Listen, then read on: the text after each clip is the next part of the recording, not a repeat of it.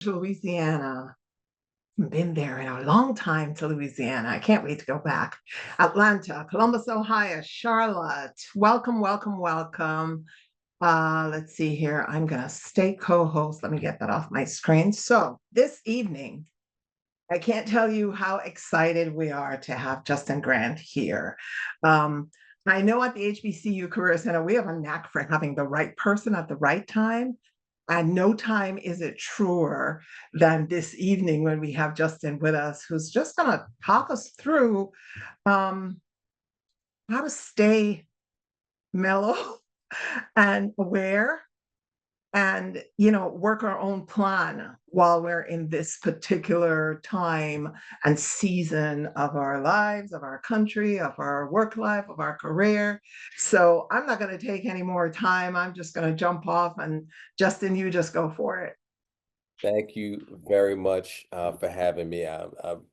Big shout out to the HBCU Career Center. I appreciate you all, and you're doing some very important work, particularly when you think about the climate that we're in right now in this country that is affecting our workplaces and it's affecting our talent. As we get started, just a quick word about me. So I'm Justin Grant. I'm a 20-year veteran of the financial services industry. I've spent virtually all my career on Wall Street or on some type of Wall Street adjacent company. And I've most recently served as an executive director at JPMorgan Chase. And I'm also the author of a new book that just dropped a couple of months ago. It's called Company Men, a wellness guide for Black men in corporate America. Now, for tonight's webinar, we're going to address an issue that affects all Black talent at some point. And that issue is imposter syndrome, this idea that we don't belong in the room. And, my intention is not for us to sit back and admire this problem.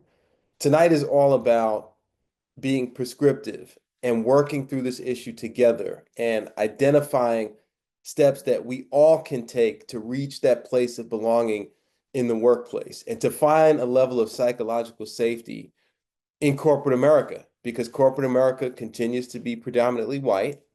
And I do believe it is possible to still have a deeply rewarding career as a person of color, as a Black person in these environments. Now, tonight's session is designed to be interactive. I have no intention of talking y'all to death for the next hour. So throughout this workshop, I'm going to ask you some questions, and I hope that you answer them in the chat. And we're going to use the chat to identify some common issues that we all face when we're dealing with imposter syndrome. And I want us to take a moment to be open and vulnerable with each other, right? I want us to talk about the situations that we're dealing with in our careers. And then I want us to talk through solutions. We're going to really use that chat. And I'm just going to be a facilitator in many respects, but I really want to hear your voices. That's where the power from tonight's webinar is going to come from. And before we begin, I want to make sure that we put a clear definition on what imposter syndrome is exactly, right? Phrases get thrown around a lot, and sometimes words can start to lose their meaning when they get thrown around and we're not clear about what it is that we're saying.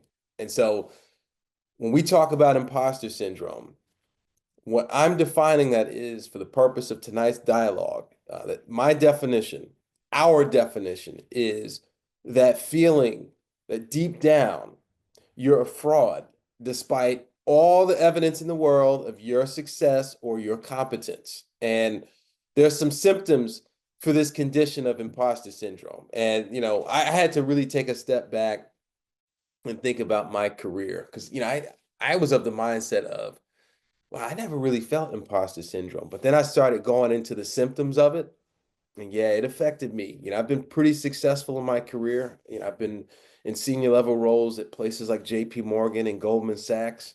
I've been in news media. I'm on the Board of Trustees at Long Island University. I'm a published author. I've done all of these things, right? But even I have experienced imposter syndrome in my career. And I knew this when I went through the symptoms of what imposter syndrome are. So the symptoms: Number one, and I've identified 5 symptoms. Number one, you attribute any success that you've had in your life or your career to luck instead of skill. Number two, you have a tendency to downplay your achievements and not play your achievements up. Number three, you constantly find yourself in a state of self-doubt in the workplace. Number four, and I think this one is crucial, you overwork to prove yourself. And I think many of us come into these corporate environments carrying a message that we have received from our elders, from our parents, from our teachers, that when you're Black, you have to work twice as hard to go half as far. And tonight, I'm here to tell you, let's put that idea to rest, okay? And we'll get into why that's important in a little bit, but you don't have to work twice as hard to go half as far. So that's, overworking is another symptom of imposter syndrome. And number five, you might avoid new challenges due to fear of failure or fear of being exposed. You might find a little comfort zone at work and you decide that I'm not going to test myself. I'm not going to take on a new assignment or a new role because I feel safe and comfortable here. You fear that failure. And, it's real easy to fall into that trap when you're a Black person, when you're a person of color, when you're a person that does not fit, the idea of, or the ideal of the all-American corporate worker, right? You're not in that box when you're a person of color. Imposter syndrome is prevalent among all of us. It's prevalent among Black people. It's prevalent among Black women. It's prevalent among Black men. And tonight, I want us to start to put imposter syndrome to rest. As we go into the webinar, though, I want to talk to you about an experience that I went through in my career, and then we're going to flow into our first icebreaker. So, my very first job, I was hired as a reporter at Thomson Reuters. That's one of the largest wire services in the world. And, it was a job where I was covering financial markets, writing daily stock market reports, talking to analysts all day, finding out what was going on in markets and reporting on that. But I'll never forget my entry point into that job. So I'm a kid from Brooklyn. I'm from New York. I hear we have somebody from Detroit on the line tonight. My Knicks are playing y'all's Pistons tonight in Detroit. And hopefully we can send y'all home disappointed. No shade. But my first experience in Thomson Reuters, I'm a kid from Brooklyn. I was running my school newspaper at Long Island University, and I walk into a dream job. People spend years of their life, years of their careers working to get into a place like Reuters as reporters. And here I am. I landed the job thanks to the National Association of Black Journalists, went to a job fair at their convention, and landed my position through a Black network. And I go into the job interview at Reuters, and they made me take a writing test. I crushed that test. I could do the work. I was competent, right? I was capable. But then I go into the interview, and it was a panel style interview, and there were about 6 senior level leaders that were basically grilling me, interviewing me in that setting, which was pretty intimidating. Nobody was Black. Everybody was white. And that was my first experience with that. And it was the worst interview of my career. My palms were sweaty. I was stammering through, some of my answers, and I was drowning in there. And, one of the editors that was in that room stood up for me and he said, well, Justin has proven himself through that test that he is capable of doing the work. So they decided to give me a shot. But the person that ran that organization, the editor in charge for all of North America, he said to me straight up, he said, there's a lot of skepticism about you. So we're going to let you do this job for 3 months. And, it's a sink or swim type of a deal for you. And that white man telling me that all of the senior level leaders in that company were skeptical of me put me into a place of fear. Almost immediately, I felt like an imposter, right? I was attributing being there to luck instead of my skill, right? I was constantly in a state of self-doubt. I was always looking over my shoulder. I was working ridiculously hard to prove myself, and I was constantly in a state of fear. I did not feel like I belonged. And so I'm going to pause there. That was my experience of finding or feeling like I did not belong in that newsroom. And so what I want us to do right now is let's take a moment. I see that we have 51 people in the chat. I'm gonna put all 51 of y'all on the spot right now. Or actually, we have 164 people, my bad. I'm gonna put all 164 people on the spot right now. And I want you all to share a time in your career where you felt like you didn't belong in a particular room or setting. And we're gonna, talk about some of those comments. So let's bring some of those comments into the chat right now. I'm gonna pause for a moment, and then I'm gonna, cycle through some of those comments. Wow, somebody, Mildred says that I had a coworker that told me the only reason why I was hired was because I was a safe Black woman. Jacqueline, I had multiple degrees in my name, but I was still silenced and cut off in a meeting as if I had no expertise whatsoever. A previous colleague told me, don't worry, you aren't a diversity hire. My direct supervisor told me that my contribution to the team's performance goal was inadequate enough for me to remain employed. Man, we really go through it. And, these comments, they serve to highlight what it is that we as Black professionals are up against when we work in these corporate settings. One of the unfortunate things for us is that we are carrying with us the baggage of 400 years of oppression as Black people in this country when we go into these corporate environments.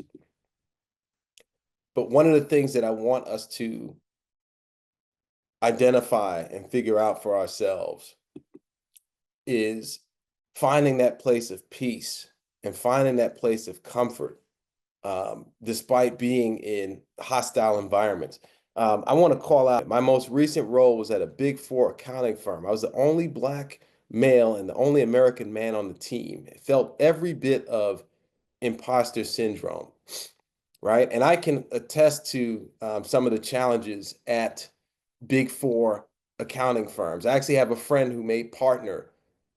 He is of Indian heritage, and he told me that he sat in a meeting where senior leaders were assessing minority candidates, and they were doing everything they could to discredit people that came from different backgrounds. So this is a very real issue. Ooh, man, I'm just reading through some of these comments. I'm sorry. Stanza to everyone. I was the only African American working in corporate for a large building products company. I was able to hit historic metrics exceeding targets, but was still let go. So we, in reading through these comments, we have every reason to not feel confident and to not feel like we belong in corporate environments. And, I think for us, we want to get prescriptive. We want to, identify some solutions to some of these intractable problems. And, one of the things that I've done to try and find my way in corporate America is to plant myself in good soil. And what I mean by that is finding a corporate environment that uh, is a place where I can nurture and develop my talents. And one of the things that I want us to carry away from tonight is the idea that all money is not good money, right? I want us to carry the idea that if an environment is toxic for you as a person of color, there are always different companies. There's always another way of making money. You don't have to chain yourself to an environment that does not work for you. Now, when I read through some of these comments, it brings me back to that Thomson Reuters experience.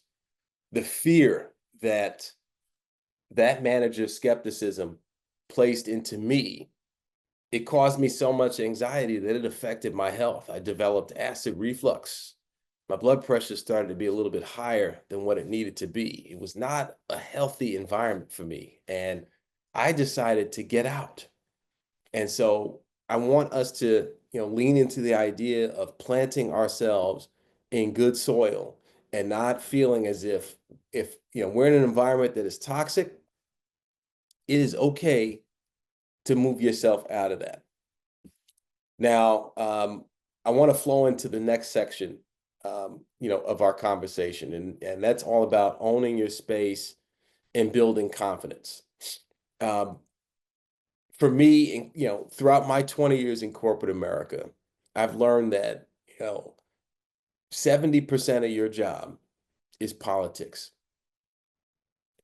Maybe 20% is doing the actual work.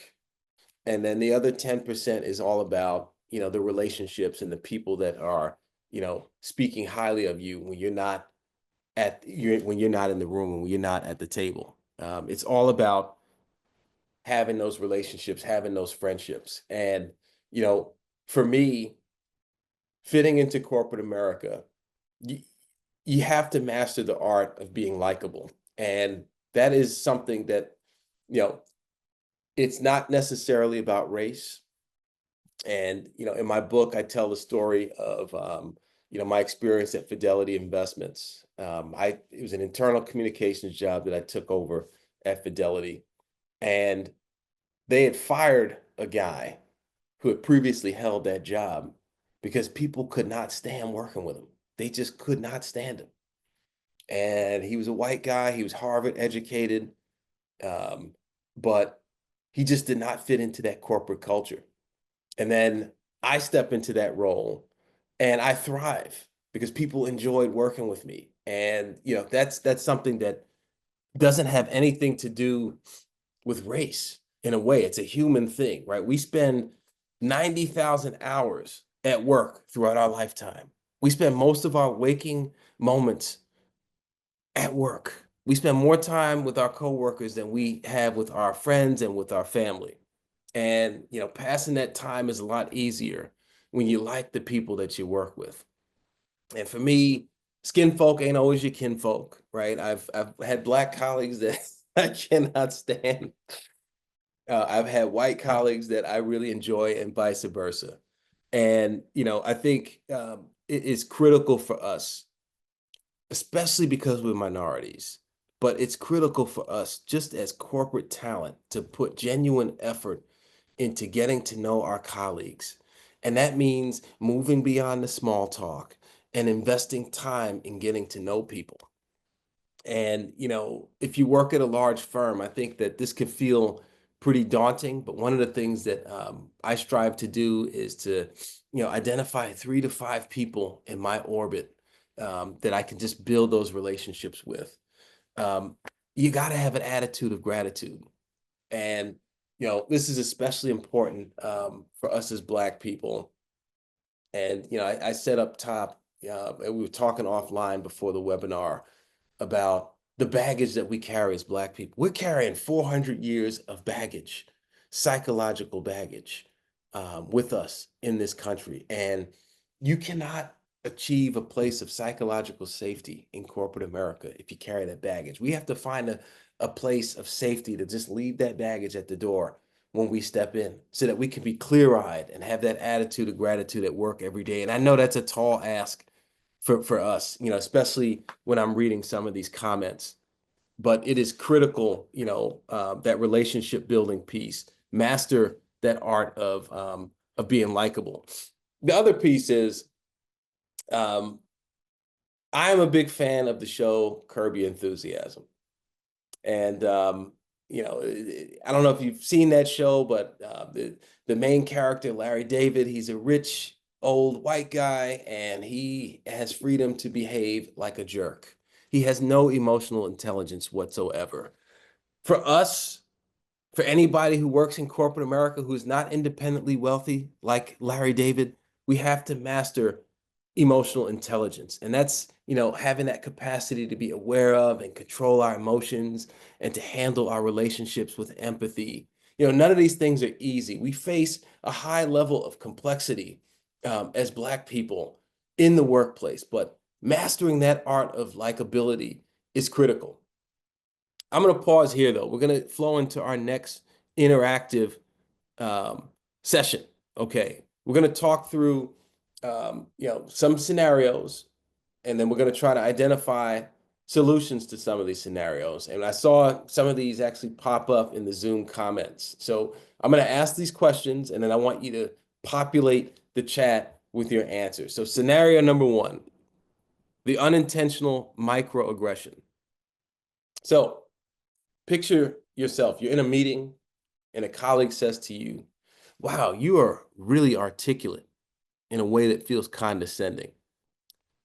How do you feel in this moment when somebody says something to you like that? And what are some different ways that you can respond? How do you manage to remain professional while addressing this microaggression? I'm going to pause there, and I want you to answer that, and we'll talk through solutions. Try to surface some solutions and how you've handled that in the past. I love that answer from Kiera. What do you mean? What do you mean articulate?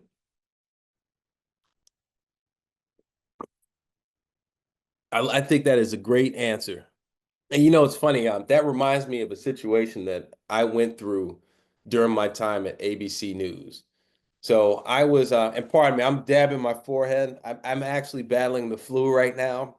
And so as soon as this is over, I'm getting right back into bed to to watch my Knicks hopefully beat Detroit. I saw somebody said Detroit in 5. I don't think so. But this reminds me of an experience I went through at ABC when I went through a crazy microaggression. So I was an undercover investigative reporter, and I had to capture somebody on camera. And when you're an investigative reporter, you can't, dress in a suit and tie and look like you're a journalist or look like you're some TV person. You got to be inconspicuous. And so for this particular assignment, I threw on a hoodie and a Yankees cap, navy blue, and I was as incognito as possible. And I get back to the newsroom, and my boss says to me, "Oh man, you look like a thug," and she said it with the biggest, brightest smile on her face. And in that moment, I didn't immediately respond to it. Yeah, I was like, "Wait, what?" And I kind of sat with that for a bit, but eventually I flagged it to her superior. I told him what she did, and I didn't sit there and take that. And I think it's important for us to, when we go through those types of situations, to speak up for ourselves and to defend ourselves. And I love that, in the comments, folks are, oh, I'm sorry, Amari is saying, I'm not sure I follow. Could you explain a bit more? Amari, in the comment, just elaborate on your question, and hopefully I can address that for you. So I love that the general theme for everybody here is to self-advocate for yourself and to stand up for yourself. We don't have to sit there and take it. And I know it's a lot easier said than done, when these scenarios happen. But I appreciate that spirit. That is something that's critical for us. And I want us to take that away. And when we mentor other people in our careers, to just drive that point home. Okay, let's talk through our next scenario. Somebody takes credit for your idea. So imagine yourself, you are in a brainstorming session with a colleague, you propose an idea, and then a few minutes later, that colleague repeats that idea in a meeting with senior leaders, and they praise them, and your colleague kind of steals your idea. So what's your immediate reaction to that? And how do you professionally reclaim the credit for your idea? And this is something that I've gone through, and it is infuriating. So let's talk through, how would you deal with that? How would you deal with somebody stealing your idea and getting all the credit from senior leadership? How do you reclaim credit for your idea? I love what Oliver said. That's a wonderful idea. Please share your inspiration with all of us. Just put them on the spot. Dewan, thank you for sharing the idea that I suggested to you. Lester, he notes that he built a team from the ground up that, helped our business increase revenue year over year. Then when an acquisition happened, they brought in their own leaders and laid him off, but promoted the girl who they assigned the team that I built. I've gone through, similar situations like that where you build out a campaign or you build out something that's successful. It's wildly profitable, and you still get the short end of the stick. Joy says, I need to learn how to professionally reclaim my idea. Please, I make a point to let them know it was my idea, but then I feel like a jerk. Why do I feel that way? Nope, don't feel like a jerk. You have to stand up for yourself. You have to defend yourself. So yeah, I think the takeaway for us here is you got to defend yourself. You don't just sit back and accept these types of aggressions. And then I also like KC's idea, which is scheduling the one-on-one with that individual and really confront that. That you have to kind of get things out in the open, and you can't internalize these types of things because it can be very corrosive for your mental health as well as for your performance over time. All right, let's go into our next scenario. Scenario number 3, the culture fit question. So let's say you're up for promotion, but the feedback from your senior leaders is that you're not quite the right fit to be a leader at this time, and they don't give any specifics. So what do you ask them to clarify this feedback? And how do you advocate for yourself without being seen as defensive? I like Tony's response to just confront it. Can they share what about my experience doesn't currently align so that I can work on this? Robert, what are you looking for in an ideal leadership role? What would make somebody a viable candidate? Kelly, what does leadership entail? People management, project management? How do I facilitate cultivating my experience? Maurice, please describe the qualities of the type of leadership you're looking for and explain why I fall short. Jory, I would talk about the company's core value and their mission and show how I align with the organization, and then have them clarify how we may be misaligned. Carl, ask for a full list of criteria for the promotion and ask what criteria I don't meet. See, this is very prescriptive. I do like this. That, when you get that type of vague feedback, I've been there in the past. It's important for you. It's an important way of self-advocacy, and it can help you to generate respect among senior leadership when you approach it that way. Odell is challenging everybody's perspective. His view is that it will be perceived as defensive by the mere fact of the request for more information. I think that there's a way to tactfully go about doing that.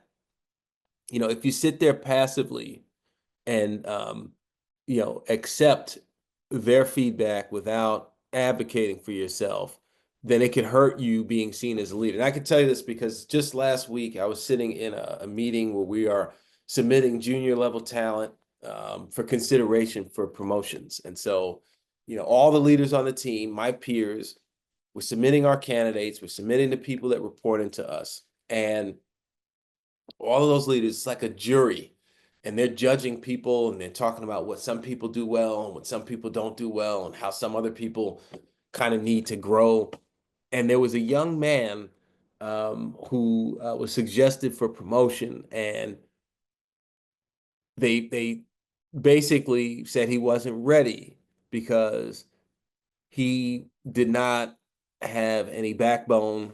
He didn't stand up for positions that he took. I mean, they come up with these reasons why people aren't ready. And this was a young white guy that they were saying wasn't ready, right? This isn't all about race. It's very political. It reminds me of Game of Thrones. It's the palace intrigue. But I think it's important. I'm just responding to Odell that I think in this case it's okay to be somewhat defensive, and advocate for yourself. Okay, if I don't meet this criteria, what else can I do to fit the criteria? Okay, scenario number 4, the solo Black employee dynamic. And this is one that I have experienced, and I'm sure that most of y'all in this chat room have experienced. The solo Black employee dynamic. So this is the situation. You're the only Black person on your team, And during a team lunch, a controversial topic about race comes up. And then some of your colleagues look to you for a response, as if you are the spokesperson for all of Black America. So do you engage or redirect this conversation? And I'll give you a scenario that happened to me in my career. Back in 2016, we were talking about the election. It was Hillary against Donald Trump. And not to get too political on y'all, but, um, one of my colleagues said that, if Trump was the Republican nominee, he was going to vote for the Republican nominee. And I responded at that meeting. I don't know what came over me, but I said, well, if you vote for him, you're supporting a politics of racial division and hatred. And I just blurted it out. The dude turned beet red. I couldn't hold it in. I just couldn't do it. How do you handle these types of situations? For me, I tend to just lean in, but I'm curious to get the responses for this. Yep, I love this response. I support Trump, and everybody's entitled to what they feel. I ain't mad at that. Jamel, I leave politics out of my workplace. How is the weather? I don't think it's appropriate for me to share personal beliefs in professional settings. I tend to leave it alone. It becomes too divisive. My joking response has been, from a race standpoint, I identify as human. Therefore, I'm not qualified to provide the so-called Black perspective.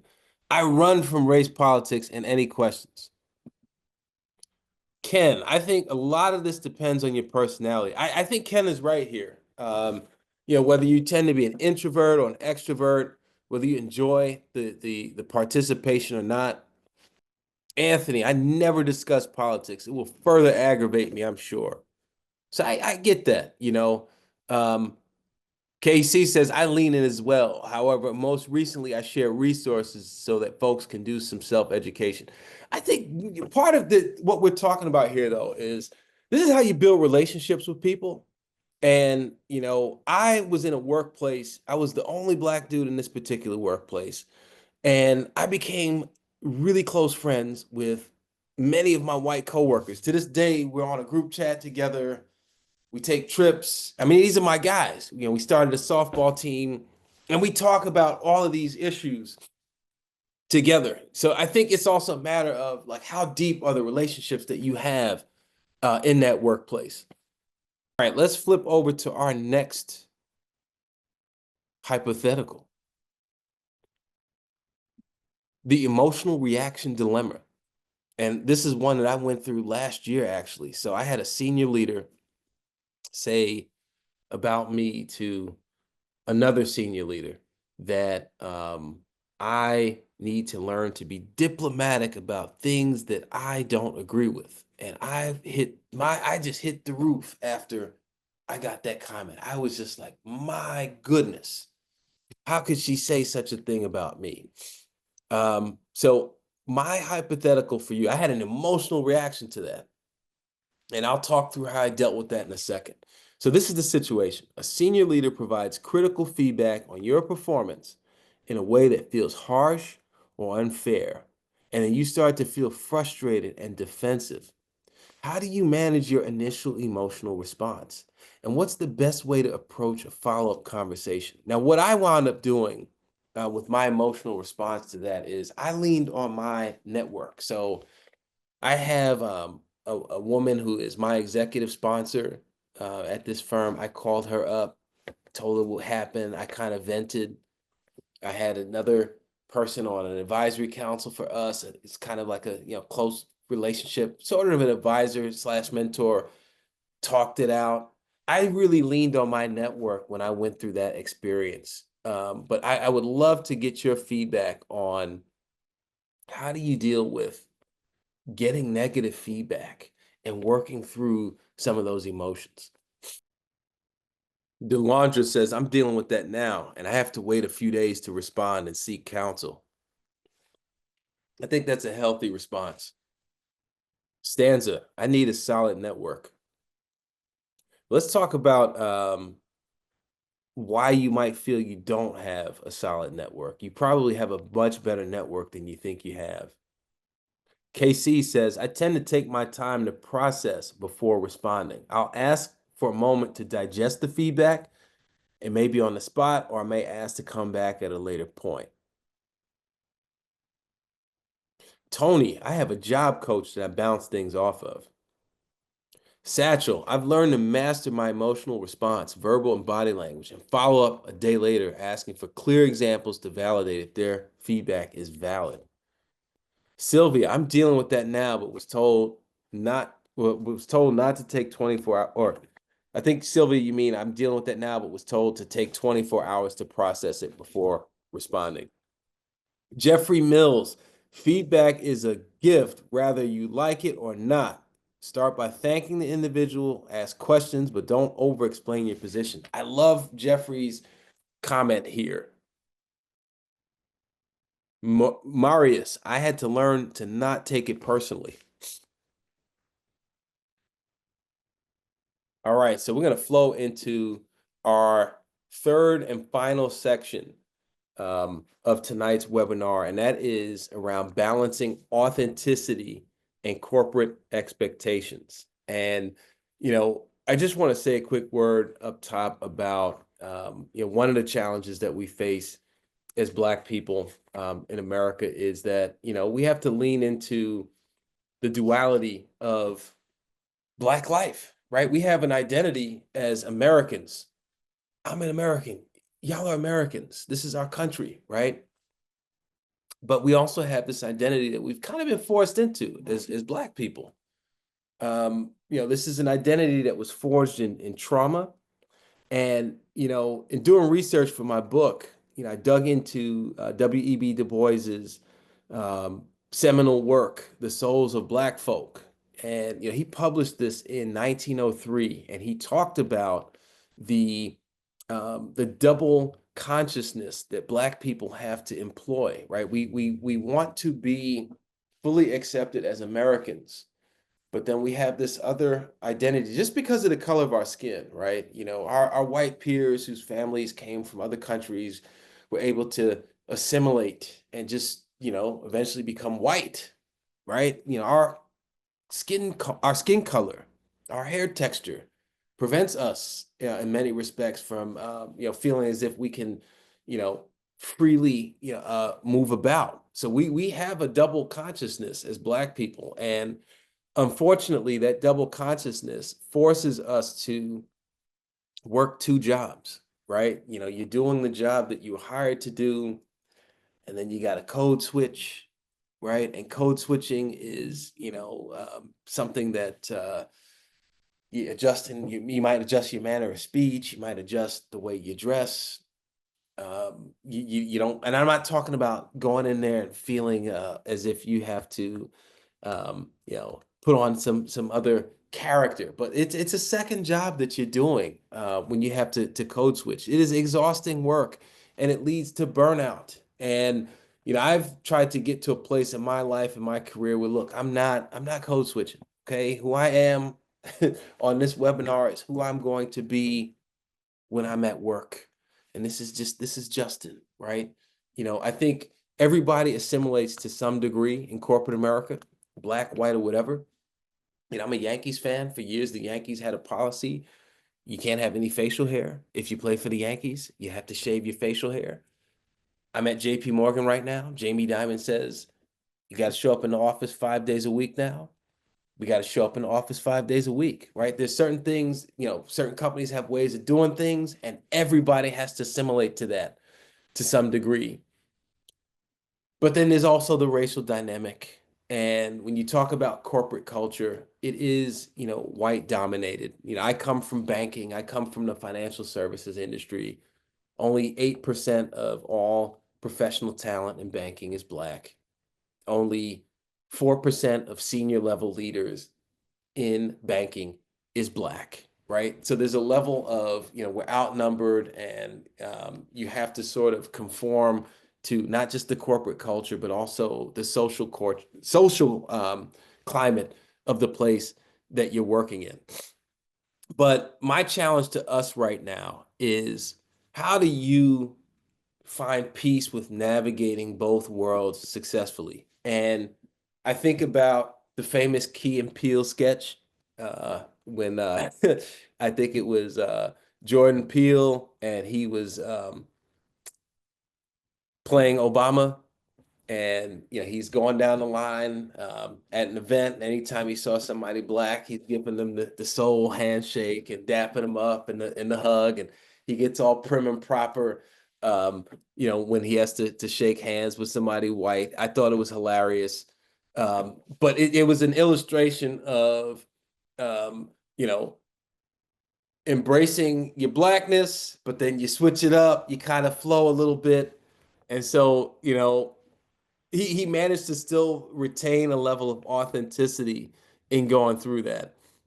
My question to you all is, what does authenticity look like for you at work? How do you retain, that level of comfort in navigating the double consciousness of being Black and being an American and being a corporate worker? How do you find that place? What's your advice to the group on that?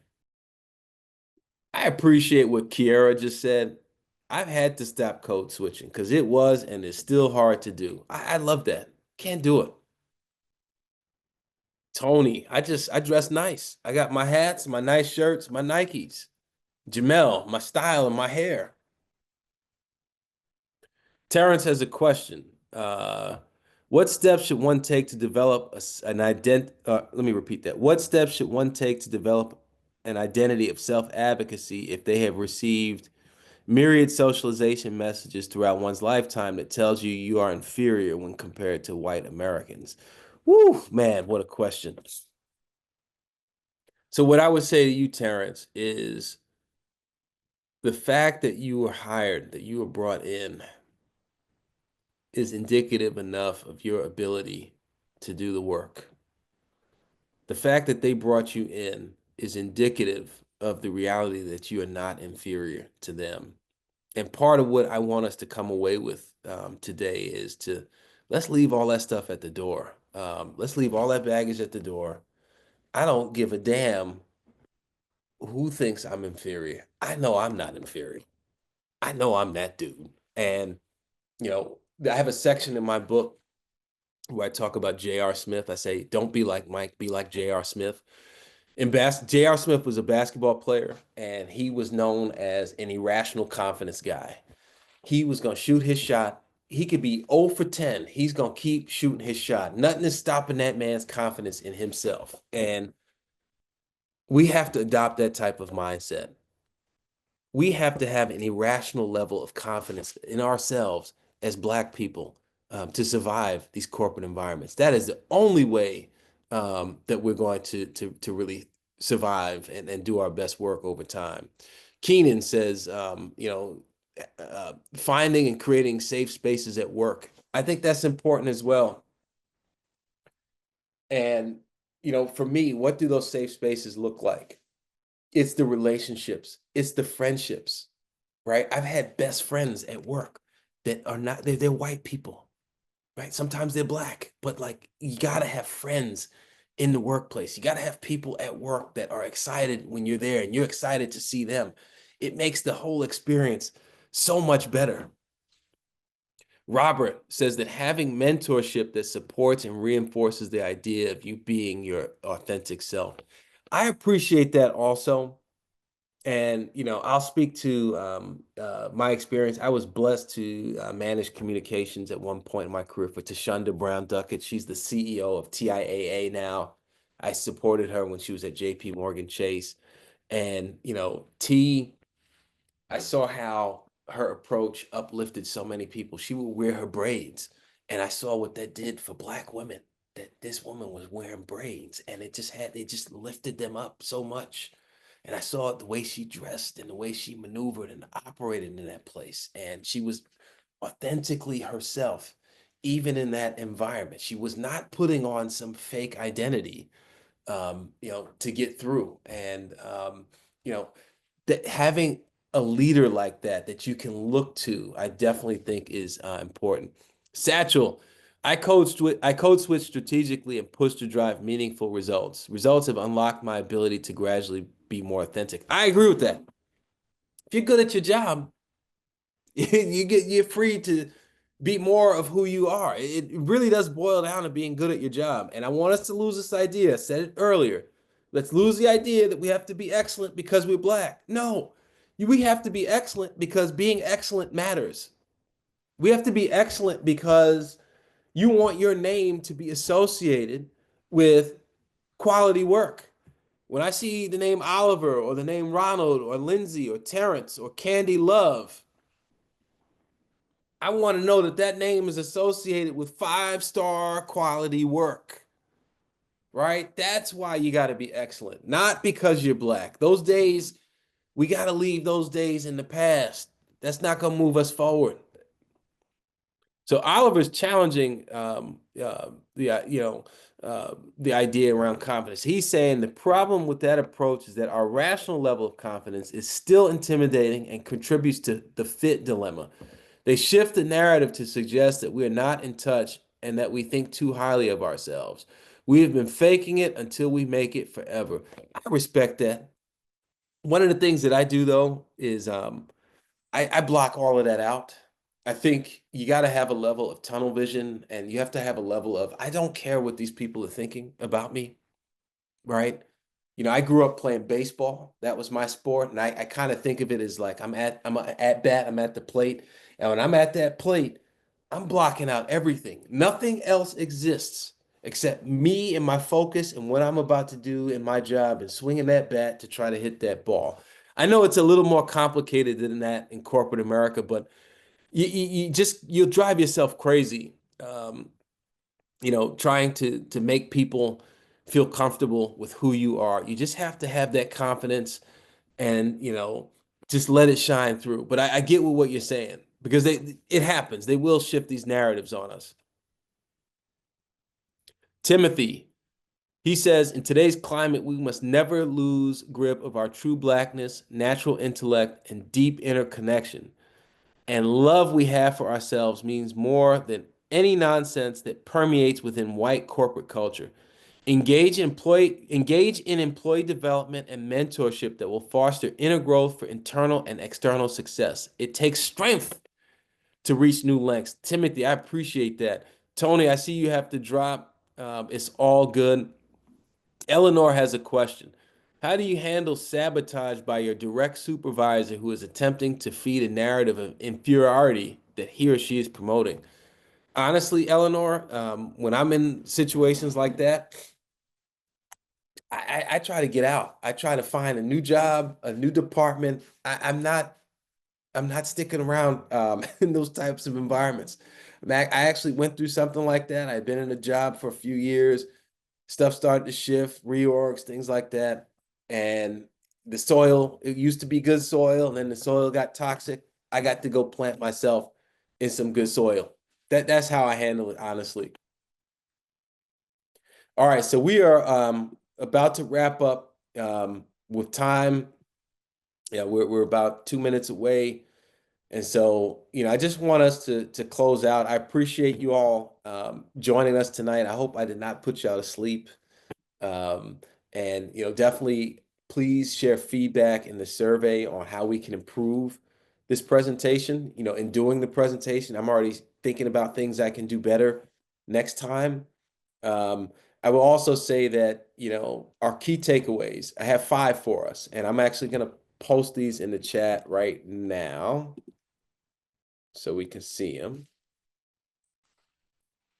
So I want us to focus on building genuine relationships. And, one of the things that I don't like when folks are trying to cultivate me as a mentor is that it just feels transactional. And, you know, I like genuine relationships. I like genuine friendships. And so I think it's important for us to, get to know the people around us, approach people with a spirit. This is a challenge, right? I want us to approach people with a spirit of trust in these environments, even though we have every reason not to trust them. But I want us to be clear-eyed and open and have that attitude of gratitude that can help us build relationships, strengthen our emotional intelligence. We could do a whole webinar around emotional intelligence, but really understanding how our words and actions and behaviors affect the people around us. I want us to focus on mastering our jobs and not working ourselves to death, right? You do not have to work twice as hard, sister or brother. Just master your job. Be a Kobe level master at what you do, because that being excellent at your job, it matters. You got to take pride in your work. Number 4, find your people, find your tribe within the company. Find your tribe. Have your crew of people. That is vital. I've done my best work in places where I've had really good friends. And then you just have a good time doing the job. And these are people that I will be friends with until the day the Lord takes me from this life. And then number 5, own your value in the workplace. And really lean into and understand what it is that you're bringing to that company on a day-to-day basis. You're not going to be in these jobs forever, right? But while you're there, definitely own your value. And so I'm just going to stop there. You're easy to find on LinkedIn. So I'm going to recommend that everybody who's here just go find Justin on LinkedIn. And while you're on LinkedIn, find our HBCU Career Center group on LinkedIn. And if you want, we can keep having this conversation for the rest of the week. We were actually going to jump over, but I think the way you did your presentation, Justin, which is really awesome, you were having the audience actually come up with some of the ideas that all of us can learn from, and I think that is awesome. I had one question for you. I wanted to ask about that dual background that you have of journalism and strong communication skills for sure through probably your journalism work, coupled with the finance industry. How has that journalism side of you fed your work in finance? Yeah, I love that question. So I started off as a reporter, and I left journalism. We have to be able to read the marketplace and understand what's happening. And I think it's critical now with AI coming on the scene, and I think we could have a whole discussion around the future of work around AI. It's going to be more disruptive than people really expect. But I went through this type of disruption early in my career, where I had this old media skill that I had to figure out how to use in a marketplace where business models were starting to change. I started to not see a long-term future in journalism, right? That's a hard way to make a living if you're not independently wealthy. And so I just kind of read the marketplace and transitioned into corporate communications and marketing, and using that skill set differently. And I've done that from a tech perspective, like a user experience, tech design, under the hood of websites, to leading sponsorship activations and grant making. I mean, I've done all sorts of things. I think it's just important to be nimble and to read the marketplace and to try to understand, what's going to be in demand, and how to make money off of that. I think that's really a good response and a good example, because sometimes what I find when we work with a lot of folks who will ask many of the same questions, that people came into this session with. And sometimes I have to put it back on the person who's asking the candidate, asking the question to say, how have you prepared for this moment? It's because maybe you haven't changed, you haven't grown, you haven't evolved with the marketplace. And I think using everything that you bring, you've really given the audience a lot to think about. Thank you for sharing your personal anecdotes of how you had to maneuver through some of those situations. And I'm so happy that you called on folks or shared what folks were talking about. And it just reinforces for me that the solutions are out there. Yeah. And just like how you say, find your network, find your group, find your people that you roll with. This group of folks here this evening, they were actually doing that. Yep. They And were don't rolling be with each afraid. other and sharing very personal Yeah. stories. And you know, and I appreciate, look, we all come from different political backgrounds as well. So I hope I didn't alienate anybody that's on a particular side, but I just wanted to illustrate the point that it's okay to, you know, if you're in good soil, I happen to be in good soil in that place. You can challenge people's ideas, and you know, stuff comes up. You can be courageous with tact. That's really what I was trying to get at. Most definitely. Most definitely. And you know what?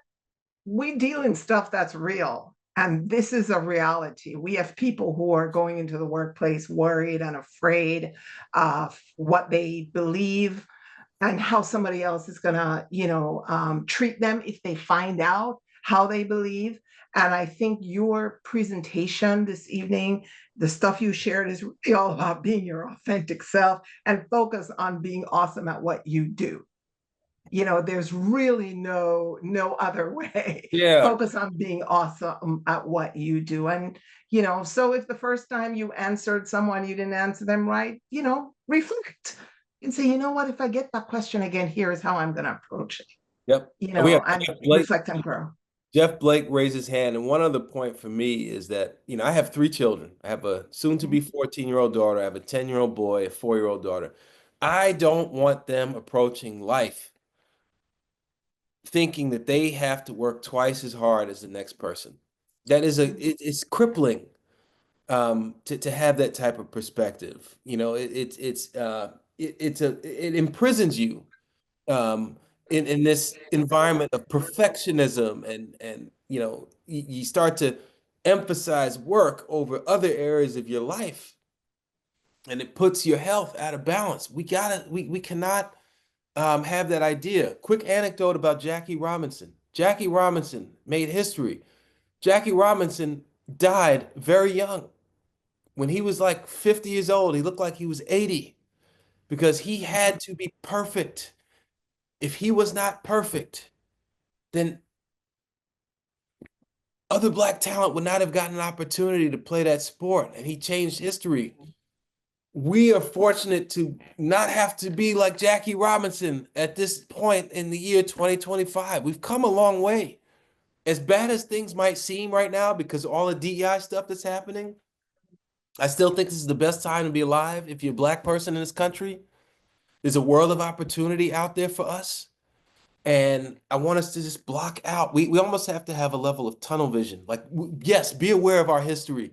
I'm not saying not to be. I'm not saying to put on rose-colored glasses all the time, but we can't do our best work if we're carrying that baggage with us all the time. How are you embracing AI personally and professionally?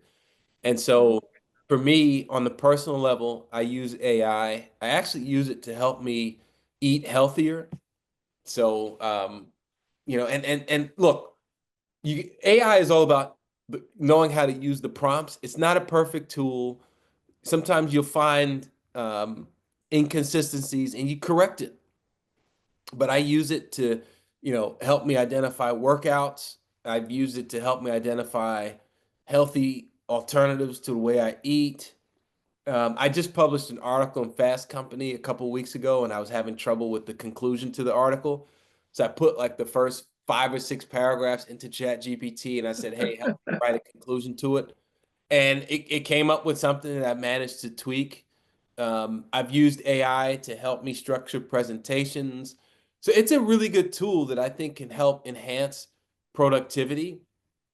But there are, advancements to AI that are coming, and we're already starting to see in corporate America companies laying off human workers. So Morgan Stanley, for example, just laid off 2,000 people, and they're going to replace many of those jobs with AI, right? You know, I think there are a lot of kids right now that are majoring in marketing right now in college, and I think AI is gonna it's not gonna eliminate a lot of those jobs. There's gonna be less of those jobs to go around, right? You know, you might not need a team of 10 if one person knows how to manage the technology. So I think it's important to get comfortable with it, and I think it's important to just be aware of how to adapt it to your life and your career. I also got another question from Tony just now. He asked, what motivated me to write Company Men, a wellness guide for Black men in corporate America? Mhm. And that motivation stemmed from me seeing data and also anecdotes around the health of Black men in corporate America. So I have numerous examples of Black men. This is both personally and through professional networks, but I have a number of folks that I have relationships with that you reach your mid to late 40s, you get that senior level job, and we're dying of heart attacks before the age of 50. We're having strokes. I lost my uncle over 20 years ago. He's really the inspiration for the book. He was a CFO at Johnson and Johnson. He was senior. He was on the corporate jet. They were flying out to Ireland to play golf. He's doing that with like the people at the top of that firm. He was the man. He was written up by Ebony. He was that dude. And he died at the age of 48. And his death, I've spent the better part of 20 years trying to figure out why he died so young. And I'm sure genetics played a role, but I've also come to the conclusion that there are certain stressors that come with working in corporate America for everybody, whether you're black, white, gay, straight, male, female, whatever. Corporate America is stressful for all of us, but for Black men, my thesis is that some of those stressors affect our bodies a little bit differently than our peers. We've got the second lowest life expectancy of any demographic in this country. Climbing the socioeconomic ladder is not leading to better health outcomes for us necessarily. And so that's what really drove me to write the book. Also, I just lost a coworker in January, a young brother, 45 years old, managing director at a major firm, Hart. Another good friend of mine, late 30s, senior level guy for an NBA team, suffers a stroke. He's had multiple surgeries on his brain, over the past couple months to stabilize his health. Another CIO at a major firm that I worked at, 47 years old, stroke. So I keep seeing these stories and I'm seeing the data. And my conclusion is that we've got to take control of our health and our well-being. And that was really the motivating factor for this book. And then I just see Carl, similar story with the great Reginald Lewis. Tony said his dad died young, right? Like, this is a very real issue and it's personal. I also had never seen a book that spoke to Black men. There's a lot for Black women in this book as well, Mhm. but Black men, we don't go to the doctor. We don't go to the doctor. And, there's a historical distrust in Black communities with doctors. And, part of this is a call to action for us to start addressing our health. I also get into the other dimensions of well-being in the workplace. So your social well-being, financial well-being, turning your wages into wealth over the long term, and professional well-being. I have a whole chapter on how to find your calling. I have a whole system for that. Awesome. Awesome. Awesome. Let's see here. I think you've answered everybody, Justin. Well, I thank you, think you, everybody. yeah, I think you've answered everyone. And we're actually, I think we've supported your book for sure. And I know that we're going to be giving away, um, I think it's 5 copies That's to, just random selection of folks who participated this evening. So it sounds like there's a lot in there to share that's good for all of us. Like you said, we take 400 years plus of things into the workplace with us. And our life clearly depends on us figuring out how to manage all of that and still being excellent. So I want to thank you. Thank you for being here, even though you didn't feel well. Thank you for being a champion and for moderating the conversation this evening. So hopefully you can do it for us again at some point, but we wish you all the best for the book. And I am encouraging the HBCU community to actually go out there and support it.